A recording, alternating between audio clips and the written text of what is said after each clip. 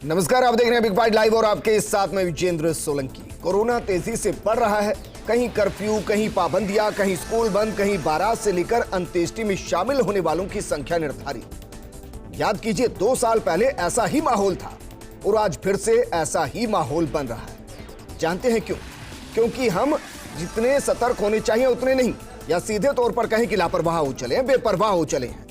सरकार से मिली छूट को हमने मजाक में ले लिया है और मास्क लगाना छोड़ दिया है। कोरोना प्रोटोकॉल की पालना करना छोड़ दिया है। हमारे पास 2 साल कोरोना से लड़ने का अनुभव रहा है। 80% लोग ऐसे भी हैं जिनको पहली डोज लग चुकी है, लेकिन इतना काफी नहीं है। कुछ आंकड़ों के जरिए आपको समझाने की कोशिश करते हैं।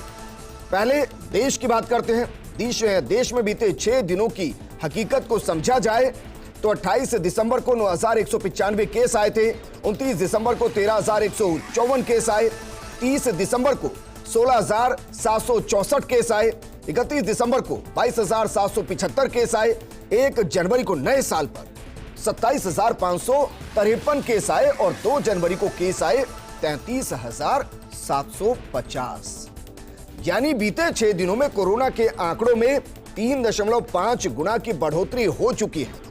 और अगर ऐसे ही चलता रहा तो अगले 6 दिनों में देश के अंदर मुमकिन है कि 1 लाख से ज्यादा केस आएंगे। अब आपको राजस्थान की हकीकत बताते हैं। राजस्थान में 27 दिसंबर को 59 केस आए, 28 दिसंबर को 97 केस आए, 29 दिसंबर को 88 केस आए, 30 दिसंबर को 252 केस आए, 31 दिसंबर को 208 केस आए, 1 जनवरी को नए साल पर 301 केस आए, 2 जनवरी को 355 केस आए और आज यानी कि 3 जनवरी को 550 केस आ चुके हैं। यानी बीते 1 सप्ताह में राजस्थान में कोरोना के केस लगभग 10 गुना बढ़ चुके हैं। और इसी गति से ये केस बढ़ते रहे तो मान लीजिए इस महीने के अंत में हर दिन 10,000 से ज्यादा केस आ सकते हैं और यह स्थिति बेहद खतरनाक होगी। इसलिए हम कह रहे हैं कि यह अंतिम वक्त है। लोगों को रोकिए, लोगों को टोकिए और कोरोना प्रोटोकॉल की पालना कराइए। आज बात इसी मुद्दे पर कि कोरोना से जंग, लेकिन समझदारी के संग।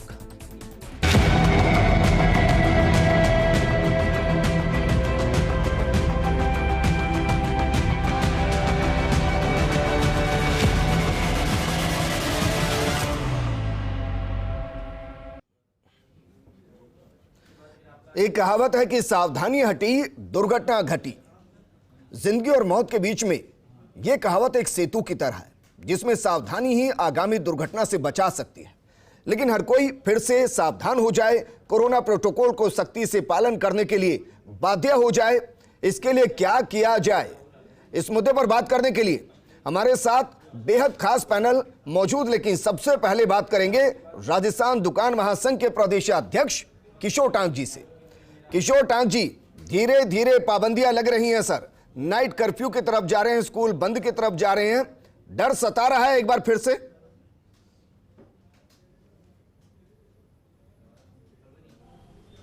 बिल्कुल सर, बिल्कुल डर लग रहा है और डर भी सता रहा है हमारे को, खास तौर से व्यापारियों को। वो इसलिए क्योंकि बीजेपी सरकार और कांग्रेस सरकार, हमें जो पिछले 2 बार का अनुभव है, हम व्यापारियों की कोई मदद की नहीं और इस बार भी मदद की कोई उम्मीद नहीं है। बड़े मुश्किल से जो व्यापार थोड़ा पटरी पे बैठ रहा था जी, वो वापस जो है बेपटरी हो जाएगा। तो हमें कुछ समझ में नहीं आता कि हम कहाँ जाएंगे जी। ये हमें अब कहेंगे कि आप इनको जो है मास्क फ्री में बांटिए, सैनिटाइजर दीजिए, हमको थर्मल गन देंगे नहीं है, ये सारी जिम्मेवारी हमारे ऊपर डाल देंगे। लेकिन सर ये तो जिम्मेदारी होगी ना कि अगर कोई बाजार में आए, आपकी दुकान पर आए तो उसको ये तो कह दिया जाए कि मास्क लगा के आइए साहब, हमें भी दुकान खोलनी है और आपको भी शॉपिंग करनी है। ऐसा ना हो कि फिर से घरों में कैद हो जाएं सब। ये चाहते हैं कि व्यापारी की जिंदगी तो बिल्कुल साहब, ये तो चाहते हैं कि हमको जीएसटी का पैसा मिल जाए और व्यापारी मरे तो मर जाए। हमारे को किसी तरह की व्यापारी भी तो यही चाहते हैं कि हमें हमारी दुकान बस चलती रहे, कोरोना की गाइडलाइन की अगर परवाह ना भी हो तो ना हो, धज्जियां उड़ती रहे तो उड़ती रहे। बताओ तो सही, मैं पूरे बाजार घूम के आया हूं सर, जिम्मेदारी से कह रहा हूं। कोई व्यापारी मुझे ऐसा नहीं मिला जो ये कह रहा हो कि साहब मास्क लगा लीजिए, कोरोना वापस बढ़ रहा है। कोई आप नहीं ये मिला बोलेंगे कि सर। साहब हमारे साथ आप- कांग्रेस प्रवक्ता आरसी चौधरी जी जुड़ गए हैं, बीजेपी विधायक रामलाल शर्मा जी जुड़ गए हैं, और हमारे साथ एसएमएस मेडिकल कॉलेज के प्राचार्य डॉक्टर सुधीर भंडारी जी जुड़ गए हैं। सुधीर भंडारी जी, वापस से जो आंकड़े आ रहे हैं सर, डरा रहे हैं, डरने की जरूरत है या नहीं है?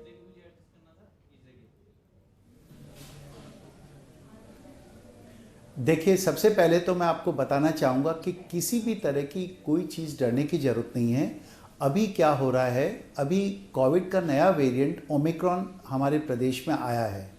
आपको दो चीज़ समझने की बात यह है कि कोविड से निजात पाने के दो ही तरीके हैं। या तो अगर कोई कोविड से ग्रसित हो जाता है तो उसका हम ट्रीटमेंट करें, और या फिर होने से बचाएं। मैं जानता हूं कि आप सभी लोग होने से बचने वाले की स्थिति में ज़्यादा होना चाहेंगे। ये जो ओमिक्रॉन वायरस है, मैं आम जन को बताना चाहता हूं कि ये वायरस जो डेल्टा वायरस मई और अप्रैल के अंदर इस साल आया था, जिसने काफ़ी ज़्यादा कॉम्प्लिकेशंस प्रोड्यूस किए थे, उससे बहुत हल्का वायरस है। ये बहुत ही मामूली और एसिम्प्टोमेटिक डिजीज कॉज कर रहा है। बट चिंता का विषय ये है, ये वायरस उस डेल्टा वायरस से 8 से 10 गुना ज़्यादा ट्रांसमिसिबल और इन्फेक्टिव है। अतः इस वायरस के इन्फेक्शन और फैलाव को रोकने के लिए ये हमारी मॉरल रिस्पॉन्सिबिलिटी है कि हम कोविड एप्रोप्रिएट बिहेवियर को फॉलो करें। सर, तभी तो मैं कह रहा हूं कि डरने की जरूरत है। डरेंगे तभी तो चिंता करेंगे, और चिंता करेंगे तो सावधानी बरतेंगे।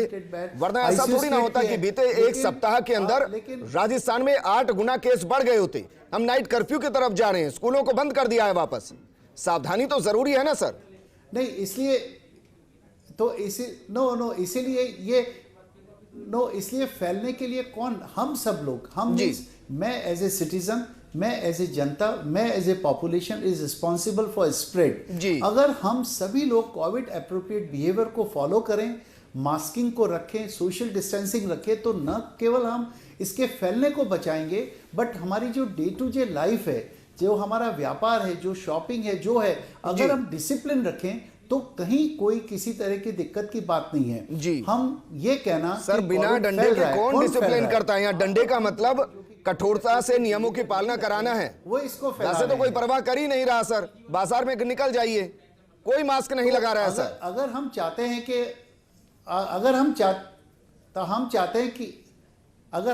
हैं कि हमारी लाइफ अच्छी तरह चलती रहे, बिजनेस अच्छा चलता रहे, लोगों की लाइफ, तो हमें ये मैंडेटरी है कि हम कोविड एप्रोप्रिएट बिहेवियर को फॉलो करें, हम मास्क लगाएं, सोशल डिस्टेंसिंग रखें। जब कोविड फैलेगा ही नहीं तो ट्रीटमेंट की नौबत ही कहां आएगी? ठीक है सर, वापस मैं आपके पास आऊंगा। कांग्रेस प्रवक्ता आरसी चौधरी जी हमारे साथ हैं। आरसी चौधरी जी, दो आंकड़े मैंने अपने दर्शकों को दिखाए। पहला आंकड़ा पूरे देश का है। पूरे देश में कोरोना जिस तेजी से बढ़ा है वो रेट है 3.5% की दर से। राजस्थान में बीते एक सप्ताह में जो कोरोना बढ़ा है वो लगभग बढ़ा है 8 से 9% की दर से। इसका मतलब क्या निकालें सर? विजनरी, सबसे पहले तो मैं ये कहना चाहूँगा तमाम आपके दर्शकों को नववर्ष की शुभ अवसर के ऊपर चुनौती है, उसका कैसे हम सामना करें। 2 गज की दूरी, मास्क है जरूरी, फुल वैक्सीनेशन है जरूरी। मैं स्टूडियो में बैठा हूँ, आपसे 2 गज की दूरी पे हूँ, लेकिन हमारे लिए मास्क बहुत जरूरी है। डॉक्टर भंडारी ने जो कहा वो बहुत ही महत्वपूर्ण बात कही। इसको फैलाने का काम करने वाले लोग कौन है? हम हैं। अगर हम हमारी जिम्मेदारी का पालन करेंगे तो मुझे लगता है कि इन चुनौतियां जो भय वो कहीं नहीं रहेगा। हम का मतलब राजनेता है या आम जनता है सर? हम का मतलब नागरिक, हम का मतलब आम जनता। आप और मैं दोनों, आप मेरे से 2 गज की दूरी पे बैठे हो, आप पालन कर रहे हो। स्टूडियो में आपने एक गेस्ट को बुलाया, 4 को बुला सकते थे, आप पालन कर रहे हो। इसलिए हम सब की जिम्मेदारी है कि किस प्रकार से हम इस महामारी को फैलने से, हमारे लोगों के जीवन को खतरे में डालने से बचा पाए। डॉक्टर भंडारी ने बहुत महत्वपूर्ण बात कही।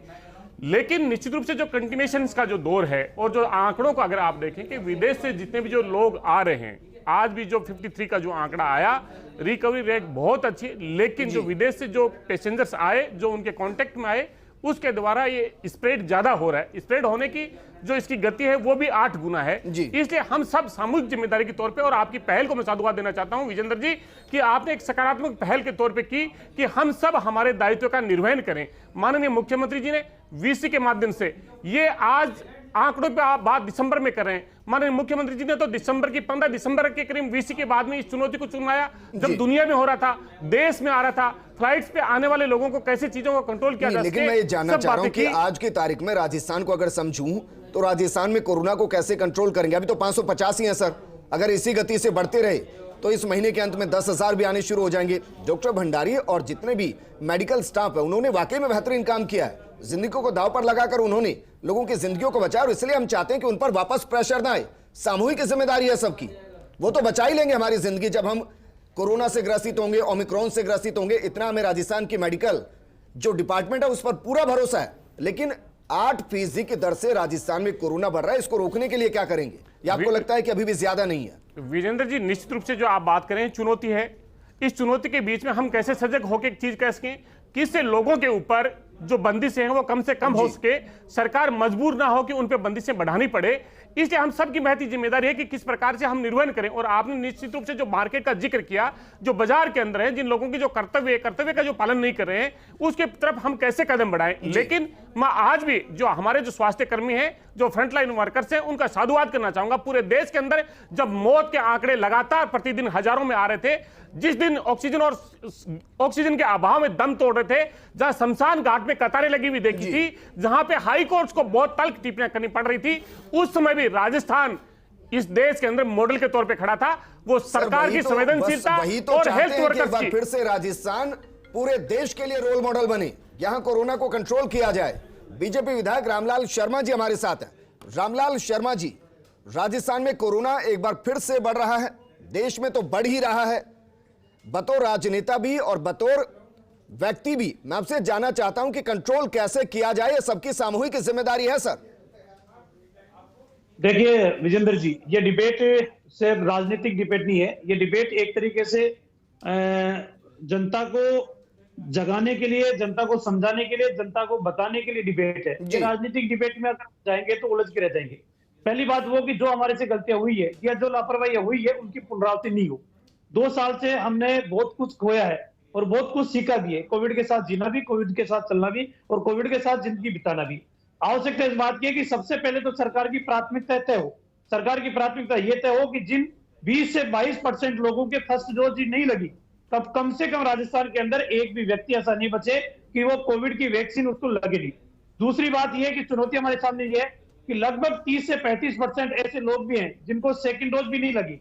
तो वो सेकंड डोज भी सरकार की प्राथमिकता के अंदर रहे कि मैक्सिमम लोगों तक हम पहुंचे। देश के प्रधानमंत्री जी ने घोषणा की थी कि 3 तारीख से 15 साल से लेकर 18 साल के बच्चों को भी वैक्सीनेशन का अभियान शुरू करेंगे। राजस्थान के अंदर भी यह अभियान शुरू हुआ। धन्यवाद के पात्र है मुख्यमंत्री जी ने आज इसका शुभारंभ किया, अच्छी बात है। लेकिन कोविड की लड़ाई के अंदर हमें यह मापदंड तय करने पड़ेंगे कि जहां हमारे स्कूलों के अंदर बच्चे हैं, हमारे पास मेडिकल स्टाफ है, क्यों नहीं हम स्कूलों के ही अंदर सेंटर बनाए और स्कूलों के अंदर ही वैक्सीन लगाने का काम करें। आज भी राजस्थान के अंदर मैक्सिमम सेंटर, प्राथमिक स्वास्थ्य केंद्र और सामुदायिक स्वास्थ्य केंद्र के अंदर कतारें लगी हुई देखिए। मैं चाहूंगा कि राजस्थान की सरकार ये मापदंड तय करे कि जो सरकारी स्कूल है, जो प्राइवेट स्कूल है, वहीं के ऊपर सेंटर हो, वहीं बच्चों के लगे। अगर कोविड के अंदर मरीज आ रहे हैं, वो प्राथमिक स्वास्थ्य केंद्र या सामुदायिक स्वास्थ्य केंद्र पे जा रहे हैं और वहां पर संक्रमित रहने का डर सबसे बड़ा है, तो सरकार को ये प्राथमिकता भी तय करनी पड़ेगी। रही बात ये, सावधानी सबके लिए जरूरी है, मास्क सबके लिए जरूरी है, 2 गज की दूरी सबके लिए जरूरी है। इसकी पालना तो हमारी आदत के अंदर डालनी पड़ेगी। इसके लिए किसी को बताने की आवश्यकता नहीं है। लापरवाही यदि हम करेंगे तो आने वाले समय में परिणाम भुगतने मिलती है, हम तैयार रहेंगे जिस तरीके से। अच्छा, एक आंकड़ा ऐसे ही पूछ रहा हूं मैं, रामलाल जी, एक आंकड़ा बस ऐसे ही पूछ रहा हूं। इस वक्त राजस्थान के अंदर बीजेपी के एक्टिव कार्यकर्ताओं की संख्या कितनी है? सामाजिक तौर पर बता दीजिए सर, पॉलिटिकली मत बताइए। देखिए विजेंद्र जी, Bharatiya Janata party cadre based party है। भारतीय जनता पार्टी के लाखों कार्यकर्ता राजस्थान के अंदर जो बूथ स्तर के ऊपर मौजूद है। हमने हमारे कार्यकर्ताओं से भी कहा है, हमारे कार्यकर्ताओं के अंदर भी कहा है कि अनुशासन की पालना करनी पड़ेगी, कोविड के एडवाइस की पालना करनी पड़ेगी। सर यही चाह रहे थे कि आप कार्यकर्ताओं को अपनी तरफ से भी एक्टिव कर दे कि जिनको दूसरी डोज नहीं लगी उनको चिन्हित करके और पीएससी सीएससी ले जाएं, उनको डोज लगवा दी जाए। ये तो सबकी सामूहिक जिम्मेदारी है, इसलिए मैं पॉलिटिकल कह भी नहीं रहा आपको। सामाजिक तौर पर यह जिम्मेदारी निभा लीजिए। सुधीर भंडारी जी, सर आंकड़ा मुझे बस इसलिए डरा रहा है क्योंकि बीते 1 सप्ताह में 60 के आसपास केस से बढ़कर 550 हो गए हैं सर। लोग सच में मास्क नहीं लगा रहे हैं। सरकार ने अपनी तरफ से सख्ती की है और ये आप साधुवाद के पात्र हैं कि 98% रिकवरी रेट है सर। इसका पूरे श्रेय आपको जाता है, पूरे डॉक्टर्स को जाता है। लेकिन आगे इसको बढ़ाए ना बढ़े, रोका जाए, इसके लिए क्या करें सर?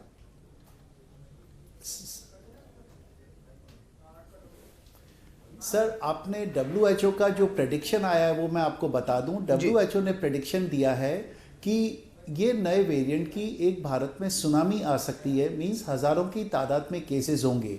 हर व्यक्ति को, आपको और मुझे भी समझना पड़ेगा कि हमारे पास इस कोविड के नंबर को रोकने का एक ही तरीका है जी। वो तरीका है हम कोविड एप्रोप्रिएट बिहेवियर को फॉलो करें, और दूसरा जो बच गए हैं उनको हम सेकंड वैक्सीनेशन करें। लेकिन एक चीज मैं आपको बता दूं कि वैक्सीनेशन के बावजूद भी आपको कोविड इन्फेक्शन हो सकता है जी। वैक्सीनेशन सिर्फ ये गारंटी करता है कि आपको क्रिटिकल और वेंटिलेटर वाला इन्फेक्शन नहीं होगा। अतः अगर पूर्ण रूप से इन्फेक्शन के स्प्रेड को बचाना है, आपको नंबर को कम करना है, तो कोविड एप्रोप्रिएट बिहेवियर को यूज करना सर आप बिल्कुल पड़ेगा। सही कह रहे हैं सुधीर भंडारी जी, लेकिन मेरे सामने समस्या यह है कि सर 2 साल हो गए हैं लोगों को समझाते हुए कि आप मास्क लगा लीजिए, मास्क लगा लीजिए, लोग नहीं लगाने हैं। लगातार फर्स्ट इंडिया प्रोग्राम कर रहा है कि दोनों डोज लगने के बाद भी आपको कोरोना हो सकता है, आपको कोविड एप्रोप्रिएट बिहेवियर रखना पड़ेगा। तो सर जो नहीं मान रहे हैं उनको मनाया कैसे जाए? जागरूकता से नहीं मान रहे हैं वो। सर आप नहीं, उनको आपको लोगों को कहना पड़ेगा कि अगर आप चाहते हैं कि जीवन सुचारू रूप से चले, आपका बिजनेस सुचारू रूप से चले, आपकी शॉप, रेस्टोरेंट और सारे हॉस्पिटल इंडस्ट्री आपकी सुचारू रूप से चले, तो आप इंश्योर करिए कि 100% मास्क लगाएं। आप आने वाले लोगों को मास्क के लिए प्रेरित करें। आप अपने मार्केट, अपने एरिया में किसी को बिना मास्क देखते ही उसको अपनी तरफ से मास्क गिफ्ट कर दें। जी। मेरे को लगता है कि अगर प्रत्येक नागरिक का पार्टिसिपेशन होगा, आपको अगर कहीं गाड़ी में जा रहे हो और आपको बिना मास्क का कोई आदमी दिखता है तो आप गाड़ी रोक के उसको आप मास्क लगाने को प्रेरित करिए या मास्क लगाने के लिए टोकिए। मतलब आप कह रहे हैं कि पहले उनको रोका जाए, फिर उनको टोका जाए, फिर उनको मास्क पहनाया जाए। सर एक अच्छा सुझाव है आपका, और ये सबको करना चाहिए, क्योंकि अगर दूसरा सुरक्षित रहेगा तभी हम सुरक्षित रहेंगे। किशोर टांक जी, कम से कम ये तो करना शुरू कर दीजिए सर कि कल सुबह से जो भी आपकी दुकान पर सामान लेने आएगा उसको आप टोकेंगे। अजी विजेंद्र जी, आप मेरी बात सुनिए। हम नहीं चाहते दोबारा हमारी दुकानें बंद हो। हाँ, ऐसा है साहब, रोकना, टोकना और ये ज्ञान की उल्टियां, ये आपके बीजेपी, कांग्रेस, डॉक्टर साहब, सरकार सब जने करते रहते हैं। मेरे को ये समझ में नहीं आया कि जब दो लहर निकल गई है, उल्टी में गलत क्या है सर? क्या मास्क लगाने के लिए प्रेरित करना गुनाह हो गया है? फ्री में मास्क दिए, कोविड प्रोटोकॉल की पालना कराना क्या सजा हो गया है? आप मुझे ये बताइए, हमें दुकान पे इनको आम जनता को फ्री में मास्क कब तक बांटेंगे? सर मत बांटिए ना, कम से कम टोक तो सकते हैं कि मास्क लगाकर रहिए। एक टोकने के भी पैसे लगते हैं साहब। 1000 अगर मास्क दे दे तो हम बाजार में घुसने ही नहीं दे इनको। किशोर टांक जी, क्या टोकने के भी पैसे लगते हैं? उस पर भी जीएसटी लगता है? क्या है, दुकानदारों पे डाल देगी? किशोर टांक जी साहब, ये इनका अगर बस चले तो सांस लेने पे भी जीएसटी लगा दे। जी विजेंद्र जी, अगर सरकार का बस चले लेना ही दिक्कत कर जाएगा अगर मास्क नहीं लगाया तो। जीएसटी लगा दे। ठीक है, ये बिजली के रामलाल शर्मा जी, कम शब्दों में मैं जानना चाहूंगा सर, पॉलिटिकली डिबेट नहीं कर रहा हूं मैं, बीजेपी की भूमिका मैं क्या मानूं सभी को जागरूक करने में, सभी को वैक्सीनेट कराने में? क्या कोई अभियान हम विपक्ष की तरफ से भी देख सकते हैं? देखिए विजेंद्र जी, भारतीय जनता पार्टी के सब कार्यकर्ता वैक्सीनेशन अभियान के अंदर भी लोगों को प्रेरित भी कर रहे हैं और वैक्सीन लगाने का काम भी कर रहे हैं, और उनको कैंपों के अंदर भी पर्सनल कैंप आयोजित करके वैक्सीनेशन का अभियान को गति देने का काम कर रहे हैं। जी विजेंद्र जी, अभी डॉक्टर साहब ने कहा कि ये ओमिक्रॉन ज्यादा घातक नहीं है, संक्रमित की स्पीड बहुत ज्यादा है, और WHO कह चुका है कि सुनामी आ सकती है। लेकिन डॉक्टर साहब ये भी मानने के लिए तैयार है, जो मेरा मानना है, कि ये इस वेरिएंट का रूप कब चेंज हो जाए। दूसरी लहर के अंदर किसी ने सोचा नहीं था कि इस तरीके से हाहाकार मचेगा, इसलिए हमें सावधानी रखनी पड़ेगी। हमें राजनीतिक सर बस मैं यही उम्मीद कर रहा हूं कि बतौर विपक्ष आप एक बड़ा अभियान चलाएंगे सबको जागरूक करने का। एक बार फिर से मास्क बांटिएगा, बेशक नेता का चेहरा लगा दीजिएगा, हर चेहरे पर मास्क पहुंचा दीजिएगा। बस आरसी चौधरी जी, अगर अब भी कोई नहीं मानता है तो उसके खिलाफ सख्ती जरूरी है सर। पूरे प्रदेश के साथ रिस्क नहीं लिया जा सकता। निश्चित रूप से विजेंद्र जी, आप बहुत सही बात करें, लेकिन मैं धन्यवाद करना चाहूंगा माननीय मुख्यमंत्री जी का, जिन्होंने केंद्र की सरकार को पत्र लिख के अवगत कराया कि बच्चों के लिए वैक्सीन आए। जैसे ही वैक्सीन मिली, आज के दिन 4000 से ज्यादा सेंटर्स पे 3,40,000 के करीब हमने बच्चों को वैक्सीनेट किया। प्रदेश के 46 लाख को करना है। अगर हमें 9 तारीख तक का जो समय दिया है, हम कंप्लीट वैक्सीनेशन कर देंगे। जो राजस्थान का जो आंकड़ा है वैक्सीनेशन का, मैं स्वास्थ्य कर्मियों का आभार करना चाहूंगा कि राजस्थान देश के राष्ट्रीय औसत से कहीं बहुत आगे है। अगर हम वोटर लिस्ट को देखें तो 94% जो 18+ के थे वो किया है। सर 8% के दर से कोरोना बढ़ रहा है, इसको रोकेंगे कैसे, कम कैसे करेंगे, मैं पूछ रहा हूं। हमने ये जो आपने सहभागिता का जो दौर चलाया है, जो फर्स्ट इंडिया ने जो मुहिम चलाई है, जो हम सब जो अपील कर रहे हैं, हम सब एक चैन बनाएंगे, जो इस चैन को तोड़ेगा उसको रोकेंगे, टोकेंगे और कहेंगे कि आप हत्यारे मत बनिए, लोगों के आजीविका पे हमला मत कीजिए, अपने दायित्व का और कर्तव्य का निर्वहन कीजिए। ठीक है, शुक्रिया हमारे साथ जुड़ने के लिए रामलाल शर्मा जी, किशोर टांक जी और डॉक्टर सुधीर भंडारी जी, आपका बहुत शुक्रिया सर, वक्त निकालकर इस डिबेट का हिस्सा बनने के लिए। मास्क तो लगाना पड़ेगा और 2 गज की दूरी भी बनाकर रखनी पड़ेगी। तय आपको करना है कि सरकार जब कर्फ्यू लगा दे, घरों में कैद होते हुए मास्क लगाएंगे या बाहर मास्क लगाकर घूमेंगे और किसी की जिंदगी को संकट में नहीं डालेंगे। नमस्कार।